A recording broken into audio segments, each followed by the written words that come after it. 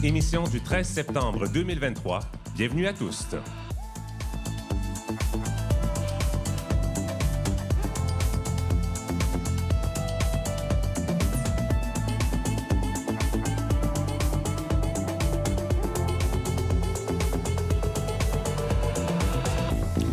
Kim Roy-Grenier au microphone. Pour cette première émission, toute l'équipe est exceptionnellement réunie ici ce soir pour marquer le coup du lancement de Toust, un média d'information inclusif.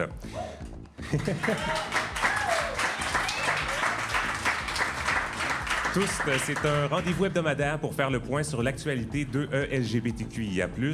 Chaque semaine, nous allons vous parler de ce qui se passe dans nos communautés, que ce soit de politique, d'économie, d'éducation, de culture. Ce sera l'occasion d'apprendre à mieux se connaître au fil d'entrevues, de discussions et de rencontres. Comme c'est la première, nous avons décidé de parler de la rentrée médiatique, certes, mais aussi rentrée scolaire également, bien évidemment. C'est le sujet de notre première entrevue de la saison. Nous recevons la directrice générale du groupe de recherche et d'intervention sociale, le GRI Montréal. Marie Ouzo, bonsoir. Bonsoir. Quels sont vos pronoms? Elle. Et qu'est-ce que ça veut dire pour vous faire partie de la communauté? Être lesbienne en chef. Et en cette rentrée 2023, quelle note donnez-vous au réseau de l'éducation quant à l'intégration des élèves LGBTQ+. Toujours très compliqué cette question. Oui. On va y aller avec 6,5. 6,5. Parfait. On aura l'occasion de savoir pourquoi dans quelques instants. Il y a aussi toute l'équipe culturelle qui est sur place ce soir, mais comme la scène elle est assez petite ici, il y en a qui sont installés dans la salle pour le moment. Alors, est-ce qu'on peut vous entendre faire un allô collectif, l'équipe culturelle? Garance Chartier, Kamala Macrel, Parfaite Moussouanga et Mélodie Noël Rousseau. On aura l'occasion de vous présenter là, tout au long de l'émission et de parler musique, littérature, télévision, cinéma et théâtre. On va aussi aller se promener avec notre premier correspondant dans la francophonie. On commence notre périple au Nouveau-Brunswick. Ça brasse pas mal dans cette province depuis un changement à une politique en milieu scolaire. Donc, le documentariste Julien Cadieux sera avec nous. Nous sommes en direct du bar Le Normandie dans le village à Montréal. C'est parti pour Toust!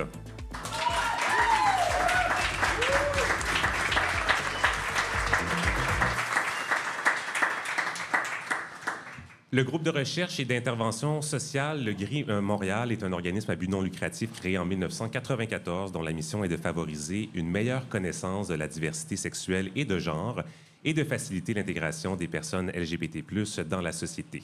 Leur travail se fait surtout en milieu scolaire, du primaire au cégep. Marie Ouzo, directrice générale du GRI Montréal. Bonsoir. Bonsoir. Alors, vous nous avez dit autour de table que la note que vous donneriez, c'est un 6,5. Comment vous l'expliqueriez, cette note-là? Bien, en fait, parce que vraiment, il y a une grande disparité au sein des milieux. Il y a des milieux qui sont très proactifs, qui vont vraiment mettre toutes sortes de choses en place pour faciliter le bien-être et le sentiment de sécurité des jeunes de nos communautés. Et il y en a qui, malheureusement, sont largement à la traîne et où on doit encore expliquer le b.a.-ba. Et est-ce que ça change dans le temps aussi, ce portrait-là, par établissement? Oui, absolument, parce que malheureusement, en fait, la notion d'allié est encore très liée à la personne. Donc, on voit, il y a beaucoup de changements de chaises dans le milieu scolaire. Donc, des fois, des écoles, des établissements qui avaient des personnes qui étaient moteurs, motrices, changent d'établissement et malheureusement, là, la culture scolaire change. Et donc, effectivement, on ne peut pas dire une fois pour toutes, tel établissement est ouvert et tel établissement est fermé. Ça bouge dans le temps. Le ministre de l'Éducation du Québec, Bernard Drinville, a annoncé mercredi matin qu'il jongle avec l'idée de mettre sur pied un comité scientifique, un comité de sages, pour se pencher sur les questions d'identité de genre en milieu scolaire, que ce soit pour l'utilisation des pronoms de choix, l'aménagement de toilettes mixtes. Qu'est-ce que vous en pensez de cette approche-là? Est-ce que c'est la bonne approche, justement, pour dépolitiser la question puis s'assurer que les bons projets qui sont mis en place restent quand les gens changent? C'est déjà mieux que non, ça n'arrivera pas, je dirais, par rapport à ce qui a été dit dans les prises de parole précédentes par rapport à l'intégration des toilettes mixtes. C'est mieux, un comité pourrait réfléchir, mais je me demande, dans une province comme le Québec, qui se targue d'être ouverte, pourquoi avons-nous besoin d'un comité de sages pour parler de droits humains? Ça, je me pose cette question-là quand même. Vous pensez que déjà, on sait ce qu'il faut faire, il faudrait juste passer à l'action? En fait, il faudrait juste respecter les droits humains. Et pas besoin d'en parler pendant si longtemps. Et justement, ce comité devrait être créé d'ici Noël. On parle quand même quelques mois. Ensuite, il y a les rencontres, les discussions. Pourtant, on sent sur le terrain l'urgence d'agir. Parce que vous avez remarqué au GRI qu'il y a certains indicateurs qui ne semblent pas aller dans la bonne direction. Vous avez pour nous ce soir des résultats préliminaires à la plus récente enquête du GRI là, pour l'année scolaire 2022-2023. Qu'est-ce qu'on y apprend dans ce portrait que vous avez pu dresser jusqu'à maintenant? Bien, c'est sûr que, comme vous le dites très bien, ce sont des résultats préliminaires, puis je ne vais pas vous encombrer de chiffres, mais ce qui est à noter, et c'est la première fois depuis 20 ans, en fait, parce que le hasard du calendrier veut qu'aujourd'hui soit le 29e anniversaire de notre fondation. C'est l'anniversaire du GRI aujourd'hui. Bravo à toute l'équipe du GRI oui, au fil des années. Ça, c'est la partie réjouissante. Oui. La partie qui est moins réjouissante, c'est que pour la première fois depuis très, très longtemps, en fait, nous, on mesure le niveau de confort des jeunes vis-à-vis de certaines situations de la vie courante où ils seraient en contact avec des personnes de nos communautés. Exemple, apprendre que mon frère est gay, voir deux hommes se tenir la main dans la rue, faire du sport avec une personne trans, etc. Et pour la première fois depuis 20 ans, en fait, ce niveau de confort a baissé. Donc, c'est un indicateur qui nous semble, en tout cas, c'est sûr qu'on va poursuivre l'investigation, mais qui nous semble être un reflet, un témoin de l'ambiance plutôt délétère qui a lieu dans notre province, mais un peu partout depuis 18-24 mois. On sent vraiment un changement. Est-ce que vous y attendiez à ces résultats-là? Malheureusement, oui, parce qu'on avait de plus en plus de commentaires de nos bénévoles qui reviennent des milieux scolaires et qui vivent des expériences qui sont parfois plus complexes, plus difficiles, font face à des questions qui sont plus chargées de préjugés. Et surtout, de plus en plus, on sent que les jeunes veulent amener nos intervenants qui, on le rappelle, font du témoignage, en fait, veulent les amener sur le terrain du débat. Donc, il y a maintenant cette volonté d'être pour ou contre, en fait. Pour ou contre les personnes trans, pour ou contre les questions de genre, pour ou contre l'homosexualité. Mais encore une fois, je reviens, et vous allez me trouver fatigante avec ça ce soir, on ne peut pas être pour ou contre les droits humains. Donc, il faut garder ces questions-là en dehors du terrain du débat et les garder là où elles doivent être, bien au chaud, sous la charte. Donc, vous l'avez dit, il y a 20 ans là, qu'on remarquait une amélioration, et là, tout d'un coup, ça change. Vous n'êtes pas tout à fait surpris. Comment vous l'expliqueriez, cet inversement de tendance-là? Bien, je crois que vraiment, ça vient du fait qu'on a libéré cette parole homophobe, libéré cette parole transphobe. Et on voit des jeunes qui maintenant nous disent, eh bien, moi, je suis homophobe et c'est mon droit. Je n'avais pas entendu ça depuis les années 80. Donc, ça, c'est pas très, très bon signe. Et justement, je reviens à ce que je disais précédemment, c'est parce que, en fait, on récolte ce qu'on sème. Hein. Le débat a été politisé, beaucoup. Les questions qui touchent nos communautés ont été politisées. Et quand on politise une question, eh bien, c'est tout à fait normal d'être pour ou contre, puisque ça devient une question politique. Mais quand on la maintient sur le niveau des droits humains, ce qu'elle devrait être, hein, ben là, il n'est pas question d'être pour ou contre. C'est une évidence, surtout dans une société qui se veut progressiste comme la nôtre. Et malheureusement, ce glissement-là, qui s'est d'abord dans un premier temps fait dans la classe politique, chez les adultes, et qui se laisse séduire par le chant des sirènes de la démagogie, eh bien, maintenant, on voit comment ça percole auprès de nos jeunes. Et ça, c'est très triste, en fait. Et comment faire pour arrêter là, ce renversement de tendance? Il faut agir sur plusieurs fronts, je présume. Il faut changer le discours. C'est quoi la priorité pour essayer de mettre un frein à ça? Oui, ben je crois qu'en fait, c'est le moment vraiment que toutes les personnes alliées, toutes les personnes qui se disent, ben non, ça, c'est pas le Québec dans lequel je veux vivre, prennent parole, en fait. Hein, j'espère que c'est encore une majorité des gens qui vivent au Québec. C'est le moment que ces personnes-là prennent parole, ne laissent pas tout l'espace public aux gens qui parlent trop fort et trop mal, et qu'on dise tous ensemble, ben non, ça, c'est pas le Québec dans lequel on veut vivre, et qu'on rappelle nos valeurs progressistes, nos valeurs sociales, nos valeurs de vivre ensemble, et qu'on empêche justement la tenue de débats sur ces questions-là. Je ne sais pas si vous avez remarqué, mais on débat très, très rarement de l'hétérosexualité. si on peut débattre de l'homosexualité, débattons de l'hétérosexualité. Dans les écoles, vos propos rejoignent des personnes dans la salle. Si on parle des écoles en tant que telles, qu'est-ce qu'on peut faire auprès des élèves, déjà en ce moment-là, des approches, des projets qu'on sait qui portent fruit, qu'on pourrait implanter ou semer un peu partout dans les écoles du Québec? Mais encore une fois, je reviendrai sur la question des alliés. C'est important que les jeunes de nos communautés sentent et sachent qu'il y a des gens dans leur entourage qui sont là pour eux, qui sont là pour les écouter. Donc, je ferai un appel, en fait, et c'est un peu, on voit déjà que ça fonctionne dans certains milieux, évidemment, que les alliés se visibilisent. Parce que être ouvert, c'est une chose, mais en fait, il faut aller plus loin. Il faut être ouvertement ouvert. Il faut que les jeunes... En fait, on déplace la prise de risque. Donc, ce n'est pas les jeunes qui prennent un risque en allant parler à un adulte de sa réalité, mais au contraire, ce sont les adultes qui vont prendre position et qui vont s'affirmer et dire, bien, avec moi, tu vas être en sécurité. Et si dans chaque milieu scolaire, il y avait au moins quelques figures où les jeunes savent qu'ils peuvent aller leur parler, qu'ils vont être en sécurité, qu'ils vont pouvoir partager leurs expériences, ça va déjà faire une grande différence par rapport à l'intégration de leur identité, aux questions auxquelles ils ont besoin de trouver des réponses à l'intérieur d'eux-mêmes, à l'intérieur d'elles-mêmes. Donc, visibiliser cette ouverture-là, c'est déjà une chose très importante. Et c'est d'ailleurs l'un des axes de travail du GRI, de travailler sur le milieu extérieur. Comment le faire sans s'exposer à un ressac?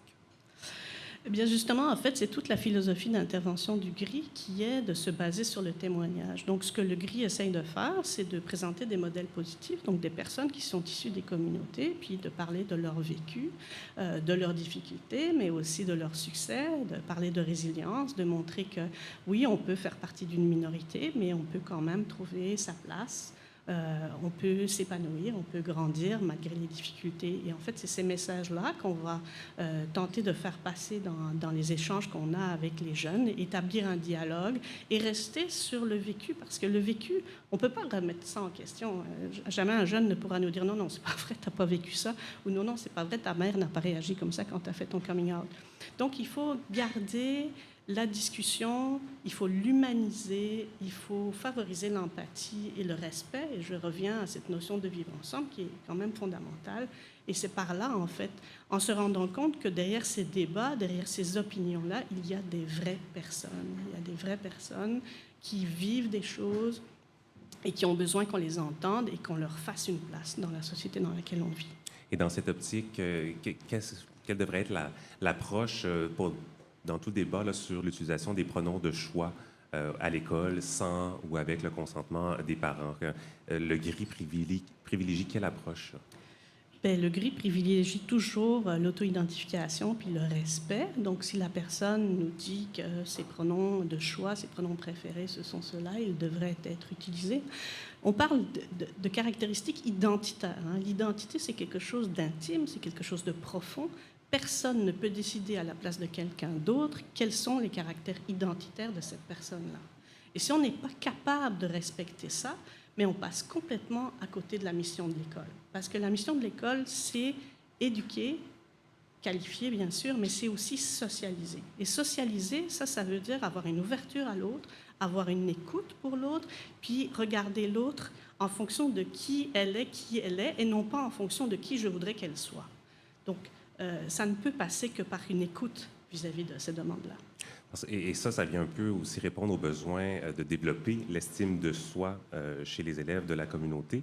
C'est pas toujours facile à l'adolescence d'avoir une estime de soi. En tout cas, c'est très changeant. Comment s'assurer que ces personnes qui peuvent être vulnérables là, dans leur stage de développement y arrivent à trouver cette estime de soi?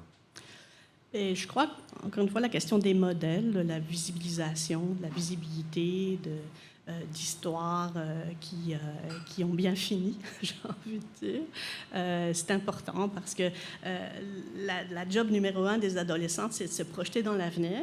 Puis si tu te projettes toujours dans un avenir où toutes les portes se ferment, là, parce que je suis gay, je ne pourrais pas faire ça, ou parce que je suis une personne trans, je ne pourrais pas faire ça, mais au moment donné, il finit par avoir l'impression que toutes les portes sont fermées, puis là, on veut pas savoir quelles sont les solutions auxquelles ils vont penser à ce moment-là. Malheureusement, les statistiques nous indiquent que des fois, ce sont des solutions définitives qu'on ne veut pas. Donc, c'est important de leur faire passer le message que non, c'est pas vrai que les portes sont fermées. En fait, les portes, elles peuvent être ouvertes et elles seront d'autant plus ouvertes, encore une fois, si tous ensemble, peu importe qu'on soit dans la communauté ou qu'on soit en dehors, mais juste qu'on ait ces valeurs progressistes-là, on le crie haut et fort. En fait. Les portes sont ouvertes pour toi et on va t'accompagner dans ce chemin-là.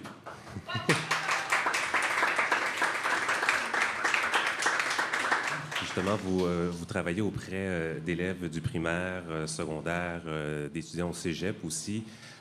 Aux États-Unis, il y a des États qui ont adopté des politiques pour interdire l'enseignement portant sur l'orientation sexuelle, l'identité de genre, tant au primaire qu'au secondaire. Pourquoi c'est important de commencer dès le primaire à faire ce genre d'atelier? Bien, en fait, c'est toujours plus facile d'avoir des discussions avec des personnes avant qu'elles aient construit leurs préjugés. Là. C'est sûr que c'est plus facile que d'avoir à faire le travail par après. Mais c'est aussi parce que simplement, c'est très clair, tout ce que la recherche nous démontre, c'est que les questions de genre surviennent chez les jeunes aussitôt que 3-4 ans, des fois. Les questions d'orientation sexuelle, ce que la recherche dit, c'est que ça peut avoir les premiers questionnements à l'âge de 10 ans. Si on attend 15 ans pour leur parler de ces questions-là, vous imaginez dans la vie d'une personne de cet âge-là, en plus 10 ans. 10 ans pour un jeune, c'est comme 100 ans pour un adulte, là, tellement c'est long. Ça fait longtemps à se sentir tout seul, ça fait longtemps à se sentir rejeté, ça fait longtemps à ne pas trouver des réponses à ces questions. Donc, ils et elles ont besoin d'avoir l'information au moment où ils pensent à ces questions-là. Donc, oui, bien sûr, le primaire, c'est le niveau où on doit parler de ces questions-là. Vous parlez de préjugés, je terminerai là-dessus. On a l'impression que c'est tout récent, qu'il y a un certain ressac. C'est aussi récemment qu'on a obtenu de plus en plus de droits pour les personnes trans, non-binaires et tout. Vous y voyez un lien de corrélation? Bien, c'est sûr que la visibilité, ça entraîne un ressac. Hein. Si on restait tous chez nous puis qu'on avait tous des bungalows en banlieue avec un labrador et une piscine, je pense qu'on ne dérangerait personne. Mais bon, c'est pas le cas. Donc, la visibilité, la pluralité de nos communautés, la diversité, puis aussi le fait, en fait, que notre communauté, elle vient d'une certaine façon un peu ébranler les certitudes et ébranler le socle d'une société qui, malgré ce qu'elle dit, est encore assez inégalitaire dans les rapports hommes-femmes.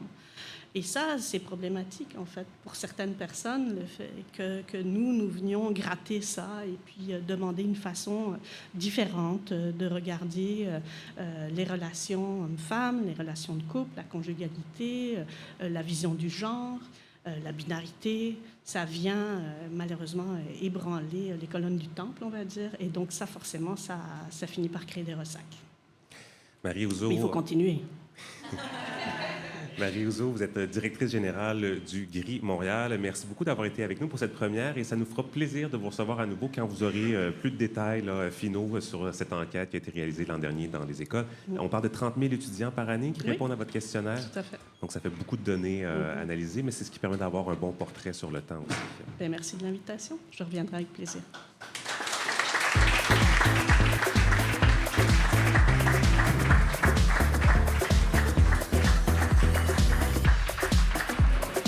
Voici maintenant un résumé des nouvelles internationales. Aux États-Unis, l'accès des personnes transgenres à des soins médicaux se complique. Au Missouri, des cliniques ont décidé de ne plus prescrire d'hormones à des mineurs, comme les médecins sont passibles de poursuites en vertu de nouvelles lois. En Floride, un juge a rejeté une motion pour bloquer l'entrée en vigueur d'une loi qui réduit l'accès à des soins d'affirmation de genre pour les adultes. Plus d'une douzaine d'États ont adopté des lois pour restreindre l'accès à des soins d'affirmation de genre.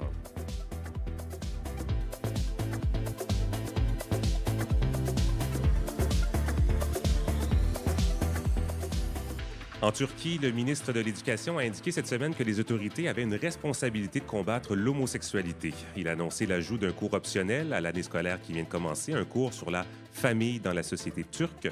Selon le Balkan Insight, le ministre a aussi réclamé la révision des différentes déclarations des droits de l'homme qui garantissent les droits des communautés LGBTQ+. Un rassemblement anti-LGBT prévu à Istanbul dimanche.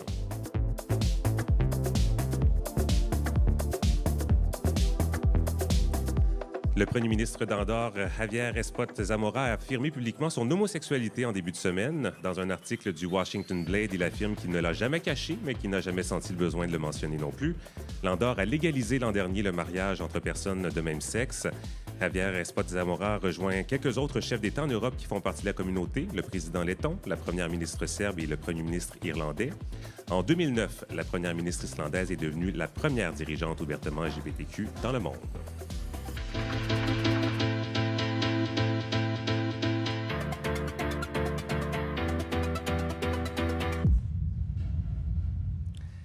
J'en profite pour souligner que tous les thèmes de l'émission que vous entendez sont une composition de Jory Pedneau, chanteur du groupe Adieu Narcisse. Merci, Jory, pour ta créativité, si tu nous écoutes. Et bien, ça tombe bien parce que notre prochaine invitée, c'est sa gérante. Alors, on parle de musique.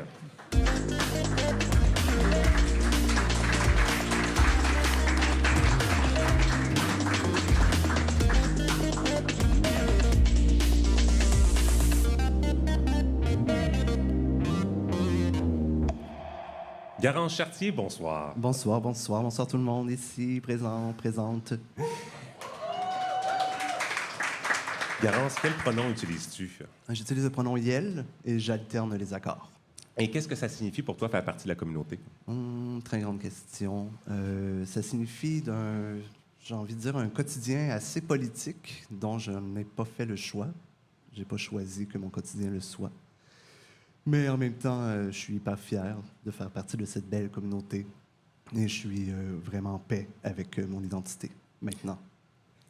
Oui, on n'a pas toujours eu des parcours linéaires.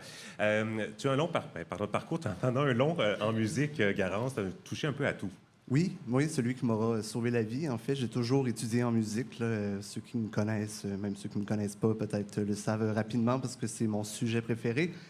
Donc oui, j'ai été auteuriste, compositoriste, interprète pendant très longtemps, choriste dans un groupe pendant aussi très longtemps. Et sinon, maintenant, je suis à la tête de ma propre boîte qui s'appelle Pétale et je fais de la gérance, du booking et de la mise en scène en musique. Alors allons-y, mettons la lumière sur cette musique LGBTQ+. D'abord, il faut le reconnaître, il y a des enjeux propres à la communauté dans l'industrie. Oui, il y a des enjeux propres à la communauté dans l'industrie, mais il y a aussi des enjeux propres à nous qui parlons de la culture comme dans la communauté. En fait, c'est pas à nous ou à moi à outer ou à sortir du placard un groupe en pensant qu'il l'est ou elle l'est ou elles sont out. Donc, il faut faire attention. Donc, je dois toujours vérifier mes sources avant. Je dois comme parler avec la personne pour être sûr de l'identifier de la bonne façon, utiliser les bons pronoms, les bons accords. Puis on ne peut pas vraiment se fier à l'identité artistique ou à l'image que l'artiste projette parce qu'on sait qu'on en parle beaucoup là, depuis de la réappropriation, de l'appropriation en fait des codes queer. En musique, se fait beaucoup là, avec la scène, les costumes et tout ça. Là, la paillette est très à la mode. Donc, il faut faire attention à ça. C'est un autre sujet que je parlerai dans d'autres chroniques. Et donc, la saison des festivals se termine. Il y a des questions à se poser sur l'industrie des festivals? Bien, je ne sais pas s'il y a des questions à se poser, mais moi, je m'en pose une beaucoup, en fait. On vient d'entendre Marie parler, on vient de t'entendre aussi, avec la montée de l'extrême droite, avec la montée comme des choses un peu tristes qui s'en viennent de plus en plus. Je me demande, en fait, puis je pense que la question se pose vraiment, c'est que dans les festivals qui ont pour la mission de mettre en lumière la communauté, est-ce qu'on est vraiment rendu à booker des bandes hétéros, dits alliés, ou que des icônes, ou bien on doit encore programmer que des artistes de la communauté en se disant mais nous allons parler et mettre en lumière notre belle communauté. Justement, cette relation entre les diffuseurs, les artistes, c'est facile d'entrer en contact, d'obtenir des contrats? Oui, en général, ils font pas vraiment la différence si tu fais partie de la communauté ou pas. C'est sûr qu'il faut faire attention. Il y a deux sortes. Il n'y en a pas juste deux, il y en a plein, mais en général, c'est qu'il y a les artistes qui, on le sait, ils en parlent, les chansons parlent de ça, c'est dans leur démarche artistique, c'est dans leur thème de chanson, tout ça, donc on le sait. Mais il y en a qui sont lesbiennes, gays, trans, bi, et qu'on ne le sait pas, et qui vont parler quand même du beau temps, de leur voyage à la plage, et qui n'en parleront pas, donc on le sait pas, puis ça leur appartient encore de pas sortir du placard ou quoi que ce soit, là. Donc, en général, l'industrie tente de faire des bons coups de plus en plus. Reste que souvent, ce sont des personnes cis à la tête de ces organisations-là. Donc, ils le font avec beaucoup, beaucoup, beaucoup de bien vouloir. Mais est-ce qu'ils le font bien à 100 %? Malheureusement, j'en doute. Mais au moins, il y a des pas de plus en plus qui se font. Et ça fera partie aussi d'une autre chronique. Et donc là, on sort un peu de la scène des festivals, l'industrie musicale plus large, la place des artistes LGBTQ+, tu la décrirais comment? Bien, elle est quand même bien présente. On la voit. Je trouve, en général, les gens qui ont fait des coming out ici au Québec, je parle, sont souvent des gens qui ont atteint une très grande notoriété avant de sortir du placard, justement un peu pour essayer de réduire le fait d'être booké que dans les 3 fiertés du Canada, donc Vancouver, Toronto, Montréal, quand on sort des chansons qui parlent ou que notre démarche artistique parle de notre quotidien de communauté. Mais souvent, les diffuseurs, je ne veux pas nommer de région parce que c'est pas mon but ici de faire ce combat-là, mais vont souvent nous dire « Ah, mais je ne sais pas trop quoi faire avec ce groupe-là dans ma programmation. Je ne sais pas trop comment l'insérer. C'est peut-être un peu maladroit pour mon public. » Tu sais, donc, je reçois quand même ces phrases-là, même si je sens quand même l'intérêt de vouloir programmer une plus grande diversité. Puis il y a quand même aussi de la compétition pour se tailler une place dans la programmation. Il y a de compétition, il y a des spectacles concurrents. Il y a un enjeu là aussi. Il y a un enjeu, mais ça, c'est un enjeu qui est propre à tout le monde. Des gens qui font de la musique, il y en a beaucoup. Des bookers, des gérants de moins en moins, il y en a de moins en moins, mais des bookers, il y en a qui ont tous des gros catalogues, qu'on parle un peu, ça fait un peu capitaliste, mais que voulez-vous? Mais donc, oui, c'est un peu... la compétition est pour tout le monde, là, tout ça. Mais tu sais, quand j'ai commencé à travailler pour faire la mise en scène dans les festivals, dont je vais nommer Fierté dans ce cas-ci, parce que c'est là que j'ai vraiment commencé à côtoyer les artistes de la communauté, souvent, c'est ce qu'elle me disait. Nous, on est programmé que dans les 3 fiertés, ce que je vous disais tantôt. Et maintenant, il y a aussi... Le discours, c'est ben, on ne fait pas de drague. Et maintenant, ben, les gros shows dans ces festivals-là, ce sont des shows de drague. Donc, ils questionnent un peu comme la place de la musique émergente. On ne parle pas ici là, des gens avec de la grande notoriété, mais on parle plus de la strate émergente. Donc, se retrouvent encore moins là. Puis, puisque les diffuseurs ont de la difficulté à les intégrer dans leur propre programmation, mais ils se posent quand même la question à savoir mais où est ma place? Qui est la même question dans la société. Où est ma place? Alors, chaque chronique, Garance, tu vas nous parler d'un ou une, ou même 2 artistes, on verra bien. Et on commence dès maintenant. Vous avez un groupe à nous présenter, Après l'Asphalte. Oui, Après l'Asphalte, qui est un groupe originaire de Montréal. Donc, ils ont sorti leur 2e album en mai dernier, qui s'appelle 10 000 Lux. Lux, moi, je l'ai appris, je ne le savais pas, mais c'est l'unité de mesure de l'éclairement lumineux. Donc, c'est un album aux influences résolument folk, tirant tantôt sur le punk, tantôt sur la ballade, tantôt plein de chaleur. On pense à Fred Fortin, au Vulgaire Machin, à Richard Desjardins ou bien encore à Louis-Philippe Gingras, pour ceux qui connaissent Louis-Philippe Gingras. Le groupe est composé de 4 membres, Gabriel Lapierre à la guitare, Sonia Palato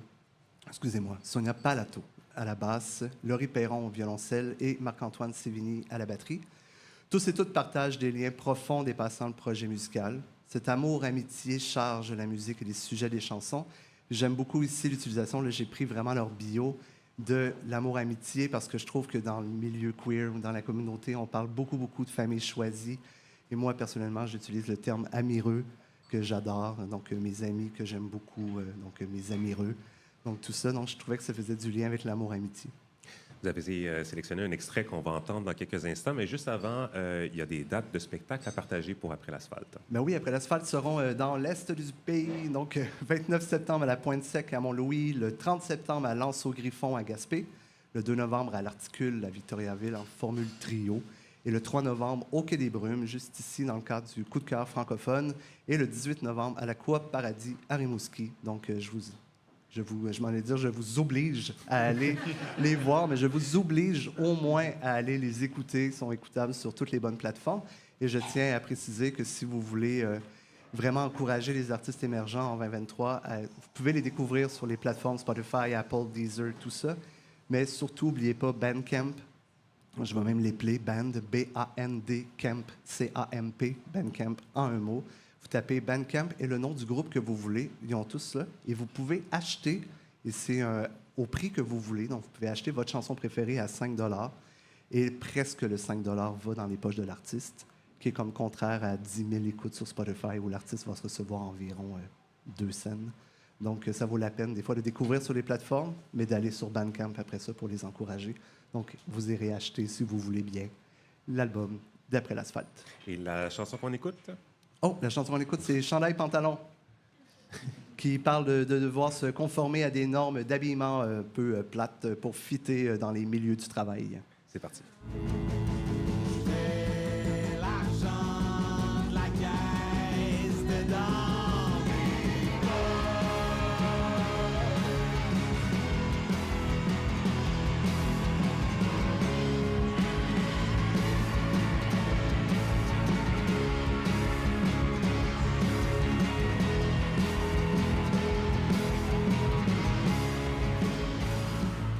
Merci, Garance. À l'émission, on s'est donné comme mandat de faire vivre à l'oral la langue inclusive. On souhaite être une sorte de laboratoire pour essayer des formulations, les tester, est-ce que ça se comprend bien? Parce qu'on est d'avis, en fait, que ce travail bien, doit se mener autant à l'oral qu'à l'écrit. Alors, n'hésitez pas à nous écrire à ce sujet. On n'a pas l'objectif là, d'être à 100% inclusif. On souhaite que l'apprentissage se fasse de manière progressive, graduelle. On espère aussi que vous allez partager ce projet avec nous. Alors, parlant de langue, jason littérature, avec Kama Lamacrelle. Allô. Allô, Kama, comment ça va? Super. Excellent. Alors, quels sont tes pronoms? Yel avec les accords féminins. Et qu'est-ce que ça signifie pour toi faire partie de la communauté? Je dirais, j'ai du mal avec la communauté. Pour moi, c'est les communautés, en fait. Je pense que je forme partie de multiples communautés selon là où je suis dans un contexte spécifique. Est-ce que ça signifie de former partie de ces communautés? C'est de se frayer un chemin, de réinventer le monde et de ne pas avoir à le faire seul. Tu vas nous parler de littérature cet automne. Oui. Je commencerai avec le recueil de poésie que tu as publié, Hommes-Femmes. Peux-tu nous en parler un peu? Ah oui, tout à fait. Hommes-Femmes, c'est mon premier recueil de poésie que j'ai publié en 2020. Ça a été publié chez Metonymy Press, qui est une petite maison d'édition indépendante queer qui publie de la littérature queer anglophone. Mon premier recueil était en anglais, qui est sorti en 2020. Mais je me permets d'ajouter que mon prochain livre sort le 2 octobre. Et... Celui-là est en français. Indrazal et la quête de l'océan, c'est un album jeunesse sur l'écologie des îles. Et je recommande fortement Hommes-Femmes pour l'avoir lu. C'est vraiment très, très, très... C'est un petit coup de génie. Donc, tu t'intéresses à la littérature, mais évidemment pas qu'à la littérature. Tu es vraiment une artiste multidisciplinaire. Peux-tu nous parler de tes autres projets aussi? Tout à fait. Je ne suis pas très fidèle à une forme artistique. J'ai une pratique en art visuel. Je travaille beaucoup avec le textile, les installations, la photographie et la vidéo. Et ensuite, j'ai une pratique de scène qui est entre le spoken word, le théâtre, la danse, le mouvement, le corps. Et ensuite, ma pratique littéraire qui est en anglais, en français et aussi en créole de l'île Maurice, qui est là d'où je viens, qui est très important pour moi. Mais ce qui m'intéresse vraiment de tout ça, c'est l'hybridité des formes, en fait, qu'on vit dans une société... ou même dans le milieu de l'art, où on nous dit que tout doit appartenir à une discipline ou à une catégorie. Et moi, ce qui m'intéresse dans ma pratique, c'est par exemple comment ramener l'objet littéraire ou l'œuvre littéraire dans une galerie d'art, ou comment ramener la performance dans l'objet qui est le livre, comment se créer d'autres espaces où une multiplicité de voix et une multiplicité de formes peuvent émerger et prendre place dans le monde. Et donc, parlant de littérature, quel genre de lectrice es-tu? Vorace, je dirais. Je lis beaucoup. Oui. Je lis surtout beaucoup de contemporain. Je lis beaucoup de littérature canadienne anglo-contemporaine et beaucoup de littérature québécoise contemporaine. Le contemporain, parce que pour moi, c'est que j'aime être en conversation avec l'air du temps. Et forcément, on peut faire ça à travers les réseaux sociaux, par exemple, mais on peut aussi faire ça en lisant ce qui se publie, en voyant un peu comment est-ce qu'on évolue, comment est-ce que la pensée évolue. Donc, je lis beaucoup de littérature contemporaine, beaucoup de littérature queer, et je lis beaucoup de littérature, autant que je peux, d'auteurs, d'autrices autochtones en particulier, parce que je pense que c'est important pour moi, dans mon apprentissage, de pousser ma subjectivité vers ce qui est autre, ce qui est inconnu. Et je lis aussi beaucoup d'auteurs, autrices racisés issus d'immigration, parce que je pense que c'est des récits qui souvent me parlent, me touchent, de par mon expérience de vie. Et cette littérature queer dont tu parles, comment tu la décris? Donc pour moi, la littérature queer, c'est deux choses. Je pense que la littérature queer, pour moi, c'est avant tout un récit queer. Donc ça, c'est la première partie. Donc les récits LGBTQ+, parce que je pense historiquement, nous avons un canon littéraire, ce qui est considéré la grande littérature. Sauf que ces récits, historiquement, sont monolithiques. Et pour moi, rien que le fait de pouvoir raconter une histoire qui n'a pas encore été entendue, raconter son récit, peu importe qu'on vient d'un village du Québec ou qu'on vient du Nord, un récit queer, pour moi, tout juste de pouvoir raconter, mettre ça dans l'espace public, ça a une importance. Donc pour moi, il y a cette partie.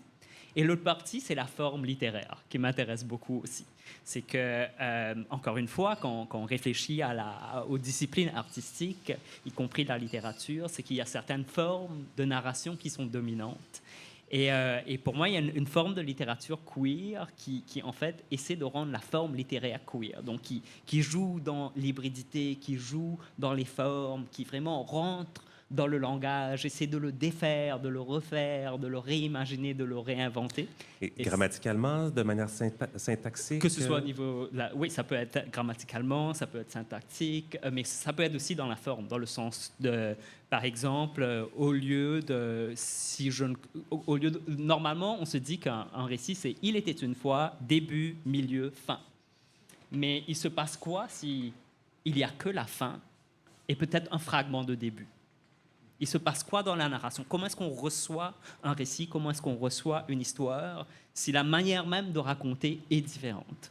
Et il y a cet élément du queer, donc de rendre ce qui est normé, ce qui est normatif dans le récit, de le rendre queer. Il y a aussi les lettres, les mots, mais il y a les performances littéraires. Ça fait aussi partie de ta réalité d'autrice queer, mais de beaucoup d'autres auteurs et autrices aussi. Je pense qu'il y a une scène Pour moi, la littérature queer, ça inclut la scène, absolument. Moi, j'ai commencé sur la scène de spoken word, par exemple. J'ai écrit d'abord pour la scène, avant que ces écrits deviennent un recueil et soient publiés, etc. Et je pense qu'il y a énormément d'artistes qui commencent dans des petits cabarets queer, dans ces espaces où, pour la première fois, on se permet de présenter quelque chose à un public. Et souvent, si ce public, en fait, est un public chaleureux, si ce public est aussi un public de la communauté ou des communautés, ça permet une forme d'émancipation qui dit, il y a une place pour mon récit dans le monde.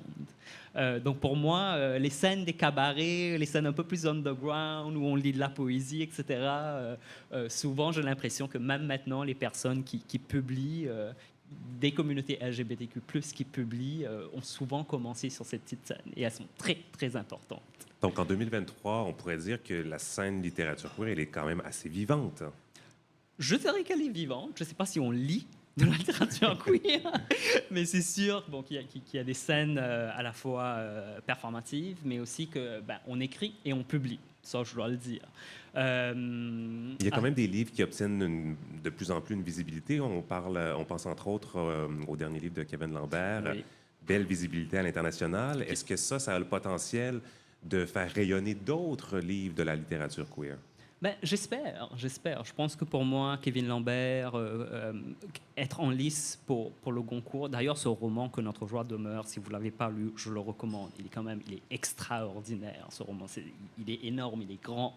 ce roman. Et je pense que ça permet une certaine visibilité, j'espère, à l'international ou au niveau national, qui dit il y a une littérature francophone qui existe ici au Québec ou dans d'autres espaces francophones du Canada. Et justement, cette littérature au Québec, tu veux nous en parler un tout petit peu. Tu as quelques exemples de livres à nous donner qui sont parus récemment ou à surveiller?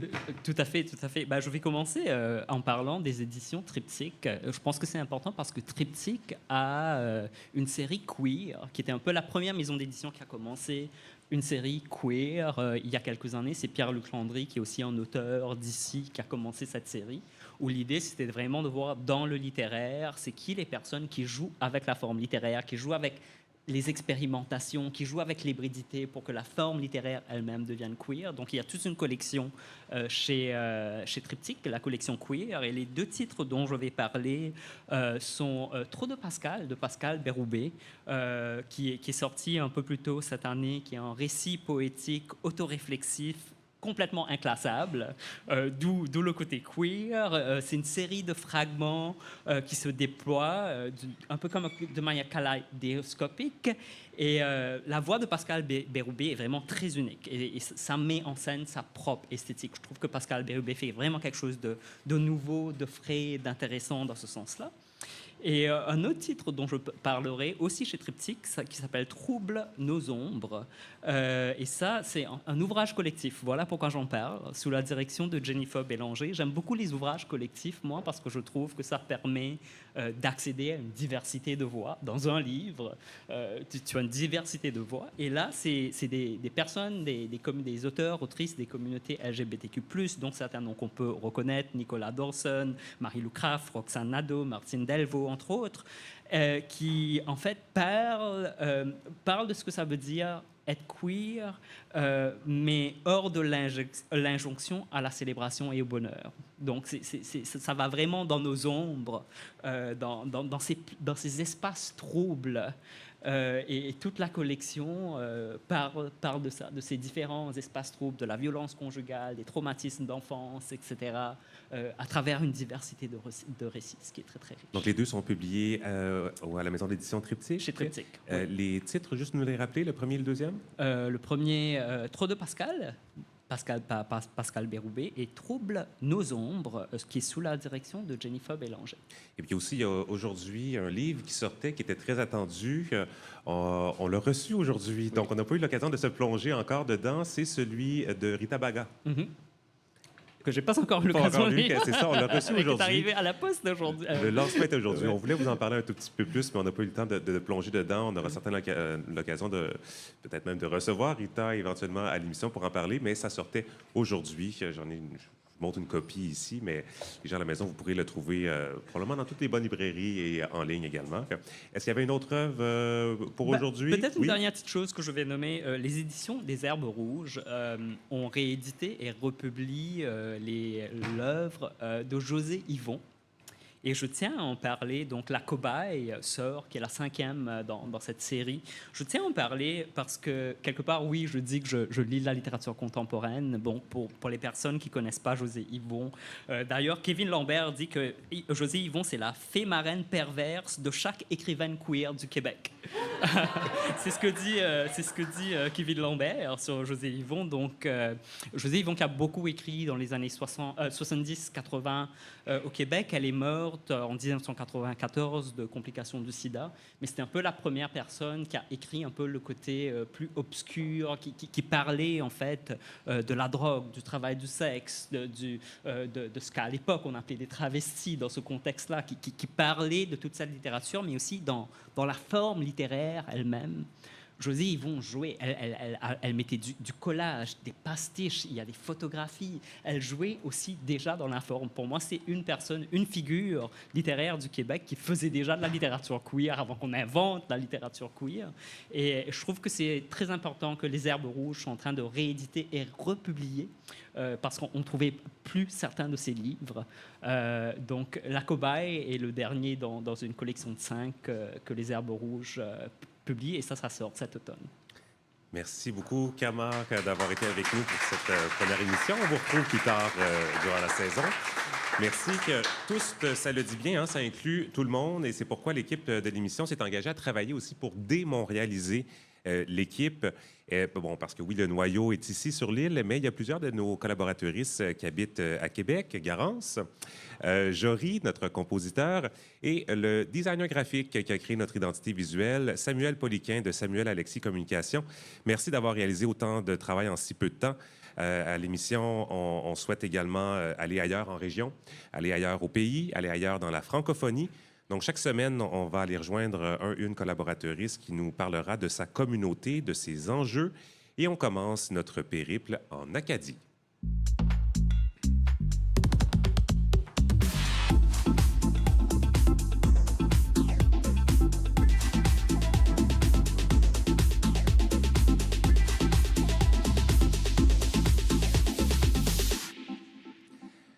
Alors, notre prochain collaborateur est un Acadien du Nouveau-Brunswick. Julien Cadieux aime danser dans son salon sur Clara Luciani ou Edith Butler, vénère Sainte Dalida et aime les belles promenades vers le réfrigérateur à 11 h du soir. Et accessoirement, il est réalisateur de documentaires. Vous comprendrez que c'est lui qui a écrit sa présentation.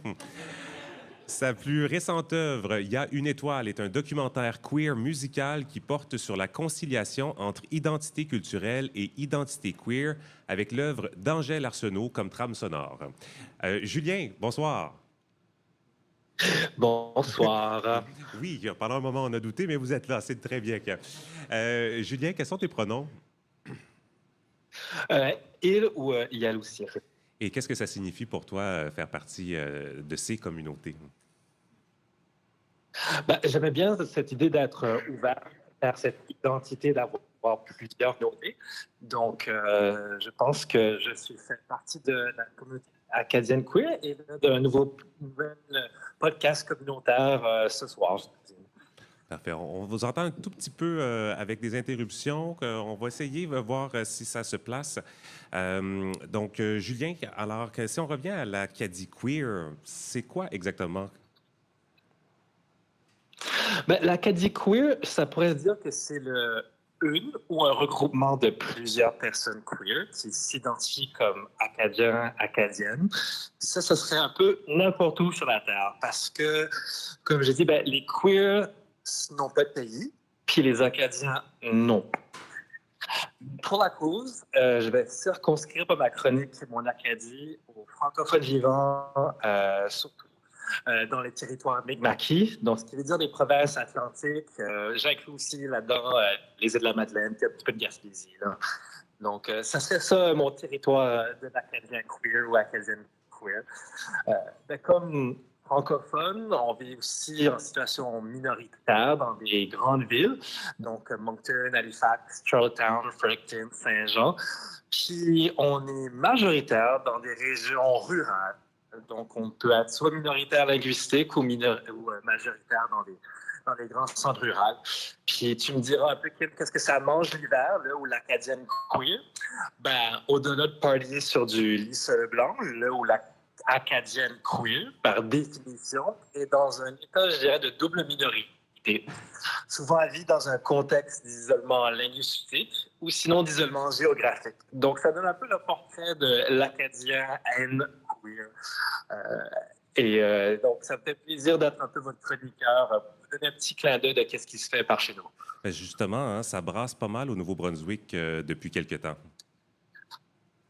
Oui, c'est ça. En fait, je dirais, des fois, on a l'impression de faire 2 pas en avant, puis là, oups, on fait un pas en arrière.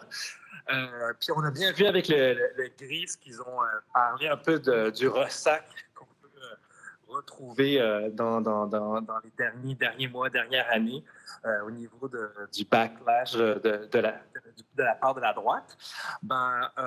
Chez nous, cette danse qu'on fait d'un pas en arrière, c'est la politique 713. En fait, la révision de la politique 713. Puis c'est notre gouvernement conservateur qui est à la base de cette loi-là, qui a décidé, en fait, de tuer notre vibe queer, une belle lancée vers notre société inclusive en voulant reviser cette politique-là.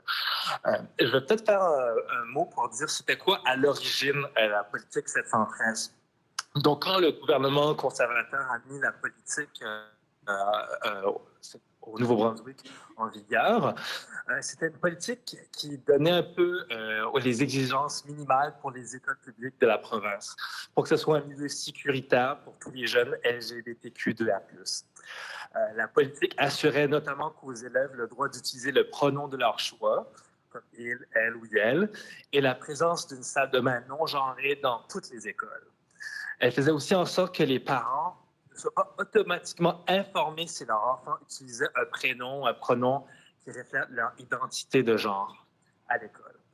Donc, ça donnait en fait un blueprint, une marche à suivre pour que le personnel scolaire, lorsqu'il y avait un étudiant qui décidait d'afficher ses couleurs, savait un peu comment opérer, puis comment l'école pourrait être un lieu de sécurité pour ces jeunes-là. Le gros problème, c'est que ce printemps 2023, le gouvernement qui avait mis en place cette politique a décidé de réviser sa propre politique et sans refuser les organismes, sans consulter les organismes LGBTQ2A+. Donc, dorénavant, dans sa nouvelle politique, les élèves de moins de 18 ans devront obtenir le consentement de leurs parents pour utiliser un prénom ou un pronom et le genre de leur choix à l'école. Puis comment on explique qu'en 3 ans seulement, le gouvernement a décidé de faire marche arrière sur sa propre politique? Bon, ben, je vais évoquer 2 raisons de façon un peu simpliste. La première, je vais dire ça, c'est la litière de chat. C'est parce que le ministre d'Éducation, Bill Hogan, il a dit qu'il a reçu des centaines de plaintes pour dire qu'il allait faire une révision de sa politique. Mais Radio-Canada a obtenu des informations disant que finalement, au cours des 30 mois depuis l'instauration de cette politique-là, il y a seulement eu 3 courriels de gens qui se sont plaints de la politique, dont une évoquait une espèce de mythe disant qu'il avait commencé à voir des litières de chats dans les écoles pour des jeunes qui avaient décidé de changer d'identité pour devenir des seuls. Donc, ça montre un peu le côté farfelu de vouloir revisiter la politique. Puis, du côté, en fait, du défenseur des droits des enfants, il n'y a vraiment eu aucune plainte. Donc, en fait, ça sort un peu de nulle part, cette révision de la loi. Et aussi, ce qui est un peu particulier, dans tout les raisons qu'on dit que le gouvernement dit d'une revision, il y avait ce côté-là de dire que maintenant, dans les écoles, on est en train d'un peu d'endoctriner les jeunes. Puis il a mis ça un peu sur la faute des drags, en disant que... Elles ont le dos large, hein, les dragues, Julien. Donc, l'heure du compte qui est fait par certaines drags dans les écoles primaires, qu'en fait, certains jeunes étaient peut-être trop jeunes pour assister à ça et qu'en fait, c'était peut-être pas une idée d'enseigner la tolérance et de l'acceptation, mais plutôt une promotion des enjeux LGBTQ. Donc, moi, en fait, je comprends que ça devient plutôt un backlash ou un ressac qu'on a pu voir justement avec la droite américaine aux États-Unis. Puis là, on essaie de libérer une espèce de discours là-dessus. Puis, et je trouve que c'est un peu nocif de la part du gouvernement d'avoir voulu jouer dans ce wedge politique, d'avoir suscité les gens vouloir se prononcer négativement, puis tout ça. Donc, je trouve que pourtant, la politique 713 était quelque chose qui, du départ, était faite en concertation avec les organismes LGBTQ, a été adoptée par ce propre gouvernement-là. Mais j'ai l'impression, comme c'est un gouvernement conservateur, qu'il y a des politiques aussi contre les francophones. Ils ont décidé d'aller jouer dans la political war, ou plutôt dans les wedge politiques, pour pouvoir sortir le vote, faire sortir un peu ce côté anti-LGBTQ dans tout ça. Donc, dans ce dossier, bon, les écoles, ça a été mal reçu dans la plupart des cas. Il y en a qui pensent même poursuivre le gouvernement. Ça a été mal reçu aussi ailleurs dans la société par le défenseur des enfants et des jeunes du Nouveau-Brunswick. Il y a l'Association canadienne des libertés civiles aussi qui veut intenter une poursuite contre le Nouveau-Brunswick. Julien, on aura l'occasion d'en reparler, étant donné que la connexion est pas tout à fait au point. On va terminer là-dessus. Et puis, je suis certain qu'on aura l'occasion de suivre ce dossier au courant de l'automne. Je tiens à mentionner que votre documentaire « Il y a une étoile » est disponible sur le site Internet de TV5 Uni. C'est du bonbon. Allez voir ça, tout le monde. Ça vaut vraiment la peine. Et puis, Julien, bien, merci beaucoup d'avoir été avec nous pour nous faire un petit portrait de ce qui bouge au Nouveau-Brunswick au sein de votre communauté là-bas. Super, merci Kim. Merci, Julien.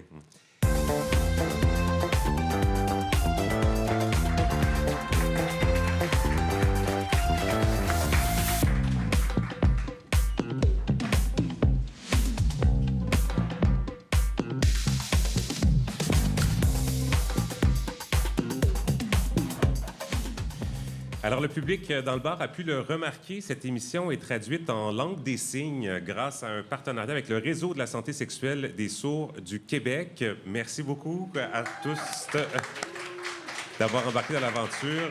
Donc, chaque semaine, une interprète sera présente là, pour traduire l'émission. On espère faire notre part là, pour contribuer à la démocratisation de l'accès au balado. Et puis, plus tard cet automne aussi, cette traduction sera également diffusée en direct sur Internet. Donc, les gens qui vont nous regarder, nous écouter en direct sur YouTube pourront avoir accès à cette traduction alors, en temps réel, en langue des signes. Merci, merci beaucoup. Parlant d'écran, notre prochaine invitée, Parfaite Mouswanga, pour discuter de télévision et de cinéma. Bonsoir, Parfaite. Bonsoir. Parfaite, quels sont tes pronoms? Elle. Et qu'est-ce que ça signifie pour toi faire partie des communautés? Faire partie des communautés. Pour moi, c'est de l'enrichir, c'est de la défendre et de la célébrer. Parlons un peu de ton parcours. Tu es diplômée récente du Conservatoire d'art dramatique de Montréal. Oui, en 2022. Et depuis, j'ai évolué dans le théâtre, le cinéma, la télévision.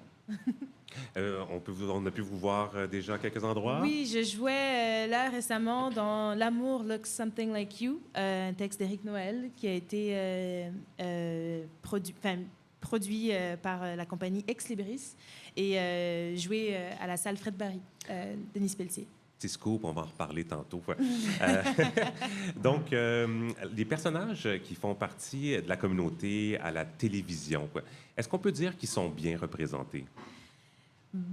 On tend vers un milieu qui est plus représentatif, plus inclusif, mais on a encore beaucoup à corriger dans la fonction des personnages LGBTQ+. C'est-à-dire? Dans une entrevue sortie dans Le Devoir en avril 2022, Stéphanie Boisvert, qui est professeure à l'École des médias de l'UQAM, a répondu à la question de la représentation de la non-binarité sur nos écrans en disant qu'aux États-Unis, les personnages sont intégrés à l'histoire. Ils sont des êtres beaucoup plus complexes que leur identité. Tandis qu'au Québec, on concentre le récit sur les enjeux et les problèmes relationnels que vit le personnage à cause de sa non-binarité. Et donc, on axe encore beaucoup le récit sur ce fameux coming out. Qui teinte l'ensemble de la vie du personnage. Elle souligne quand même qu'il y a un accroissement de leur représentation et une prise de conscience au sein de l'industrie. Et au cinéma, on a quand même quelques beaux exemples là, de films qui ont marqué l'imaginaire collectif et de manière positive. Oui, on a des incontournables. On pense à Crazy de Jean-Marc Vallée, les films de Xavier Dolan, Laurence Anyways, pour n'en nommer qu'un, Sarah préfère la course de Chloé Robichaud. Et cette représentativité des personnages LGBTQ, bon, évidemment, ça s'est amélioré. On n'aurait jamais vu un Laurence Anyways avant les années 2000. En tout cas, il n'y aurait pas eu ce rayonnement-là. C'est certain. Donc, le portrait a quand même changé pour le mieux, là, si on regarde un peu plus loin en arrière dans le temps. Oui, non, c'est sûr. Puis là, il faut savoir que le cinéma LGBTQ+, n'est pas né dans les années 2000. Déjà en 1963, à tout prendre de Claude Jutras met en scène un couple homosexuel dans une scène du film. Puis là, 10 ans plus tard, en 1974, André Brassard et Michel Tremblay collaborent pour « Il était une fois dans l'Est », qui suit des travestis, des gays, des lesbiennes. Puis déjà, en soi, c'est une amélioration de la représentation. On passe de une scène à un film. En 10 ans. En 10 ans. Puis, mais c'est ça. Donc, ça date pas d'hier, l'homosexualité au cinéma, mais c'est vraiment dans la représentation, la manière dont on traite les personnages qui a changé au fil des décennies. La diversité a longtemps été représentée avec des clichés, mais là, on commence à avoir de plus en plus d'œuvres cinématographiques qui mettent en scène des protagonistes de la communauté qui ne souffrent pas de leur identité ou de leur expression de genre. Et ça, en soi, c'est une évolution, dans le bon sens. Une chance. Et au bout de cette longue évolution, eh bien, il y a un nouveau film qui s'apprête à sortir sur nos écrans. Je parle de Solo de Sophie Dupuis qui prend l'affiche vendredi. J'ai rencontré quelqu'un. Je capote un petit peu. Votre mère revient pour un petit bout de temps. Oh my God! Pour de vrai? J'ai rien à y dire à cette femme-là. Tu pourrais venir voir un de mes shows? Écoute, avec mon horaire, je sais pas si je vais avoir le temps.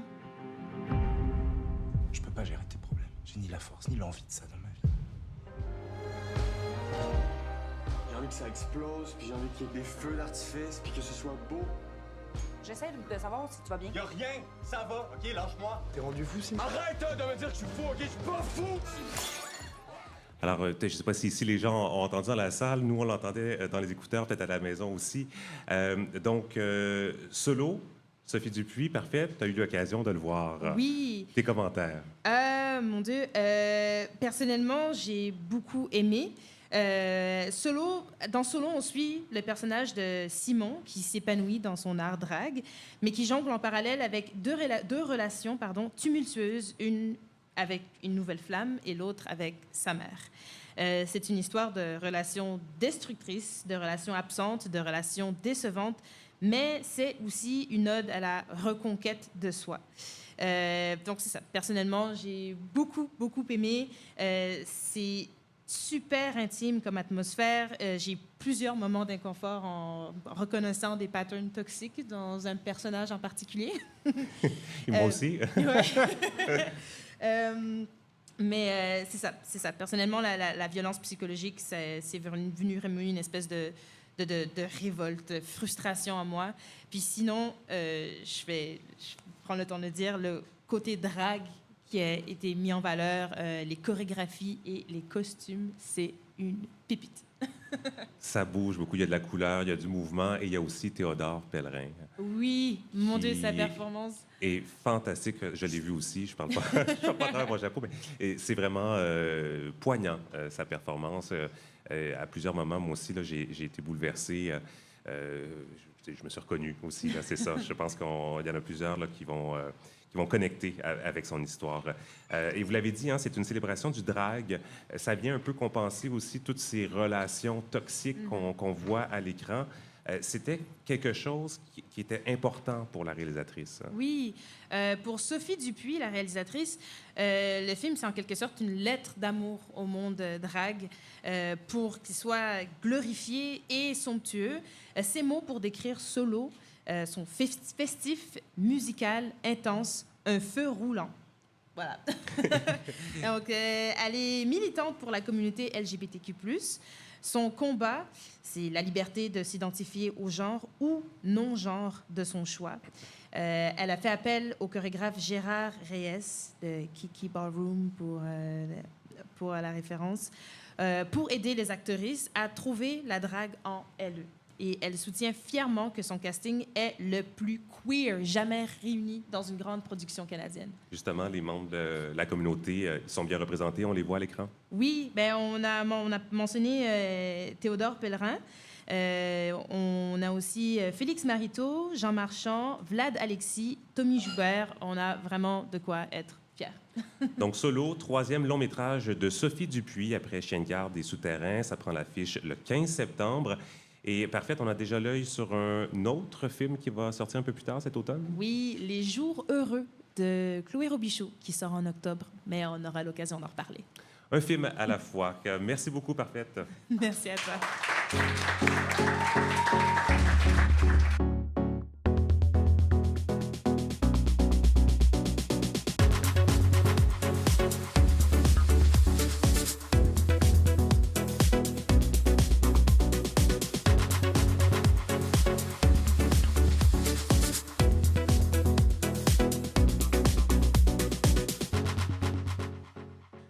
Tout est enregistré devant le public au bar Le Normandie dans le village à Montréal. Merci aux propriétaires de nous accueillir tous les mercredis soirs.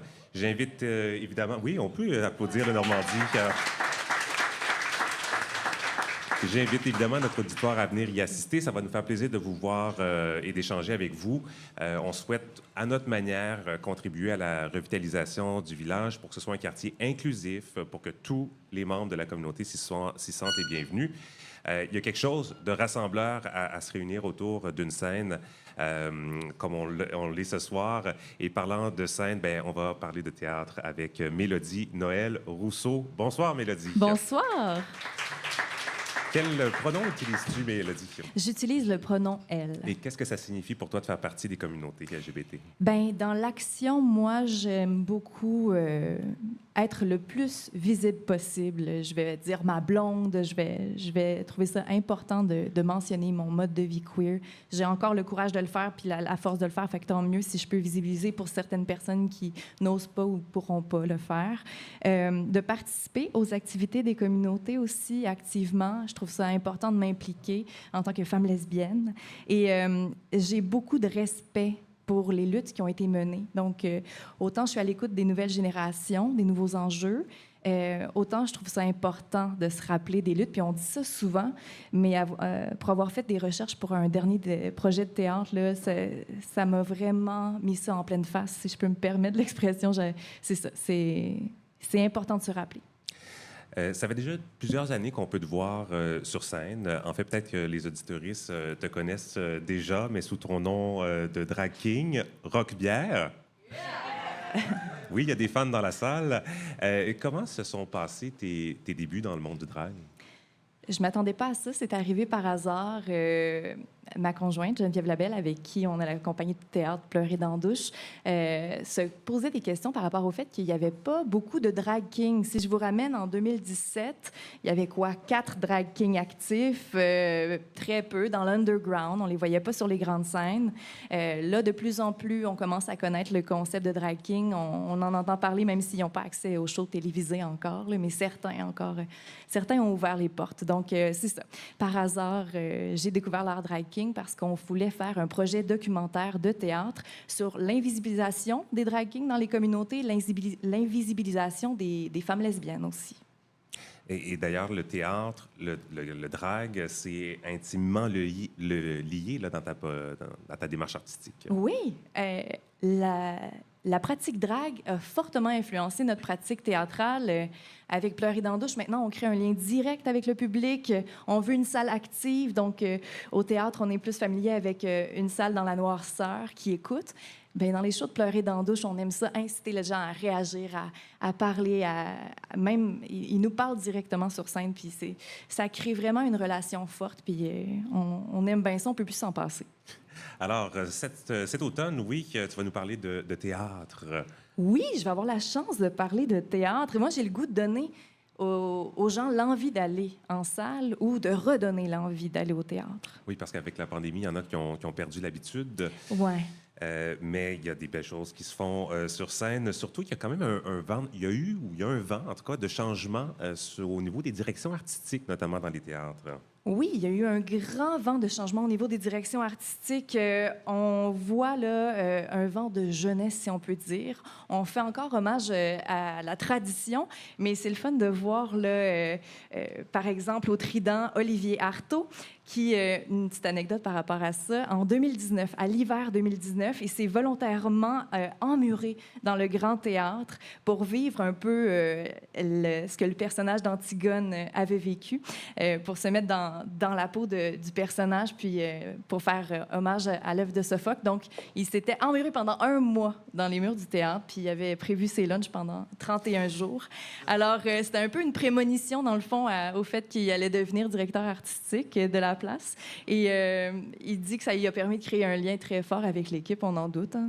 On s'en doute fortement. Donc, ça, c'est à Québec. Oui. En fait, lui, il était de la distribution de N'essuie jamais de larmes sans gants. Oh oui. Ça s'en vient, ça s'en vient à Montréal. Hein? Ça a été joué à Québec ce printemps.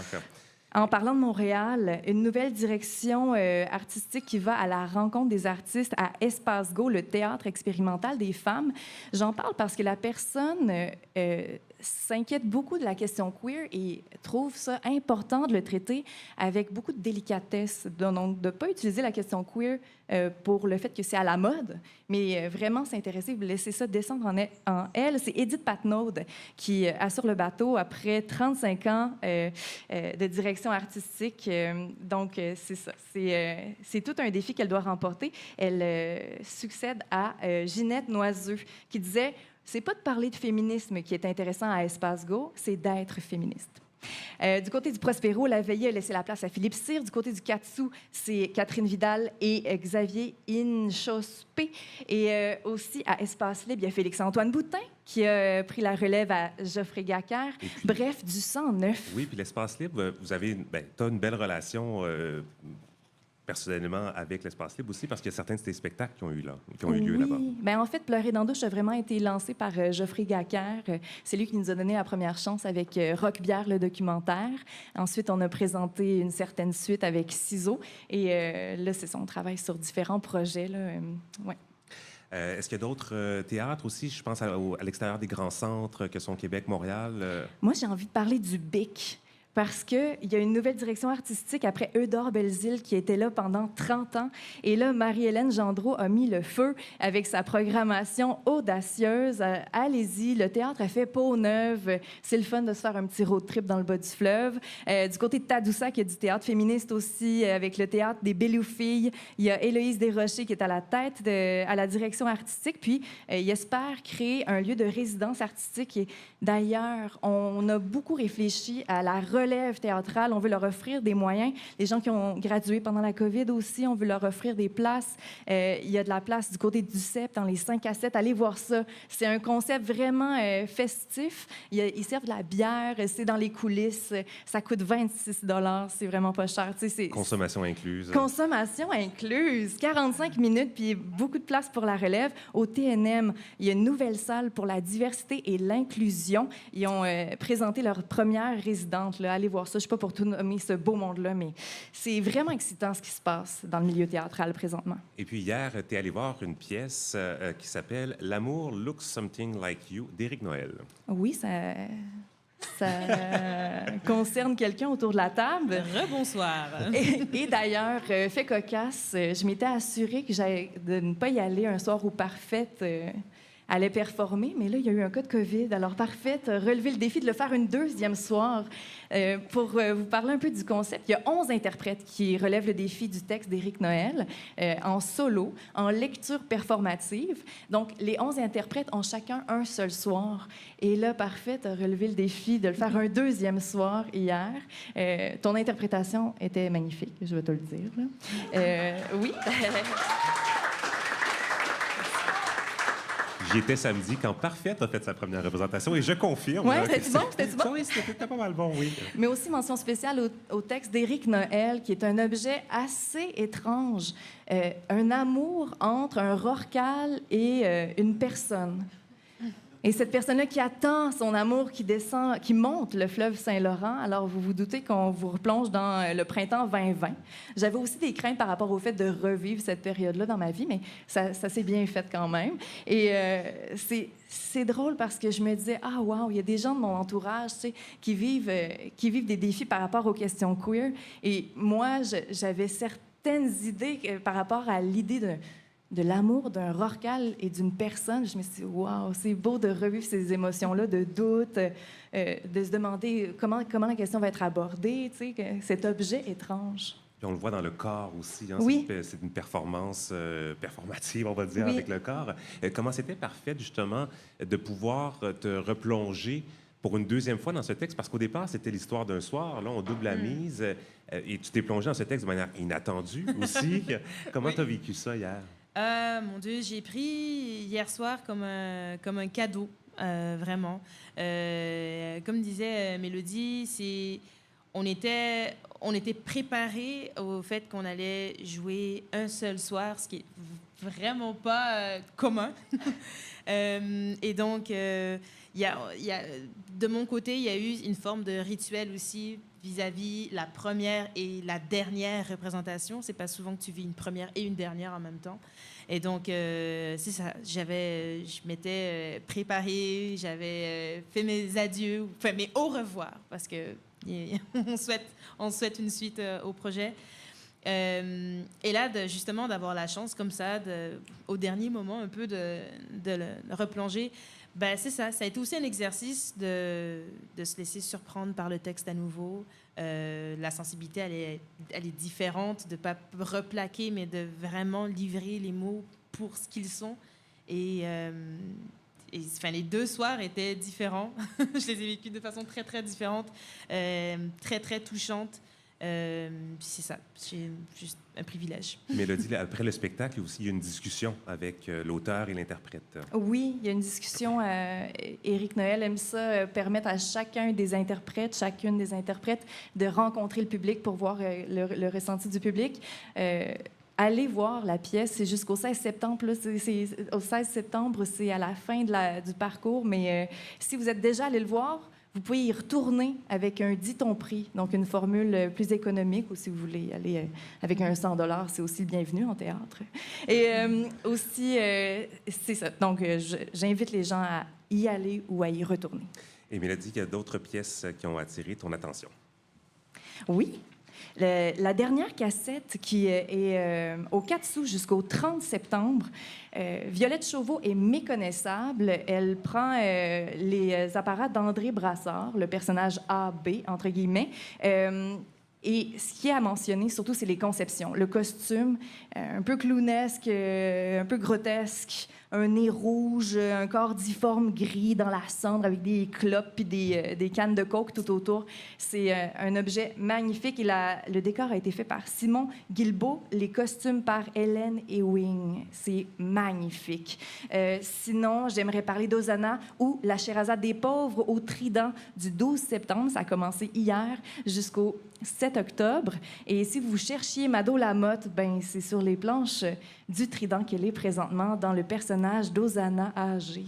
On espère qu'il va y avoir une tournée pour cette pièce-là, comme il y en a une pour N'essuie jamais de larmes sanglantes. Mélodie, merci. Et on peut partager des bonnes nouvelles pour toi quand tu t'envoles pour l'Europe, on dirait. Oui, juste après le podcast, je m'en vais faire mes valises. Je suis très en retard. Mais bon, le décor est pacté. On s'en va présenter Ciseaux au Festival Fame à Bruxelles. On est vraiment fiers. Et ensuite, on s'en va faire du drag king à Berlin, un peu à Bruxelles. On fait un atelier drag king dans le cadre du Festival Fame aussi. Pas? Ben oui. Ah ouais! Merci, Mélodie, d'avoir été avec nous. À bientôt.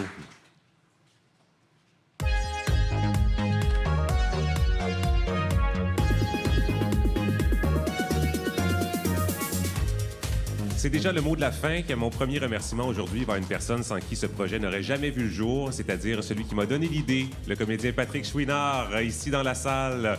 Merci, Patrick. Merci d'avoir vu ce potentiel en moi, mais surtout de m'avoir aidé à y croire également. Merci à notre première invitée, Marie Ouzo, directrice générale du Gris Montréal. Ce sera un plaisir de vous recevoir à nouveau à l'émission. L'équipe culturelle, Garance Chartier, Kamala Macrel, Parfaite Mouswanga et Mélodie Noël Rousseau. À la technique, Chanta Rallian, Lou Perreno et Charles-Antoine Blais. Et finalement, le conseil d'administration de l'Info pour tous, Ludovic Delrieux, Justin Gauthier, Sonia Malek et Martin Thibouteau. Merci à vous, cher public. Si vous nous écoutez en balado, venez faire un tour mercredi soir prochain. On est au Normandie dans le village. Ça commence à 19h. N'hésitez pas à nous suivre aussi sur les réseaux sociaux, Facebook, Instagram, YouTube, même TikTok. Laissez-moi une chance, je vais l'apprendre.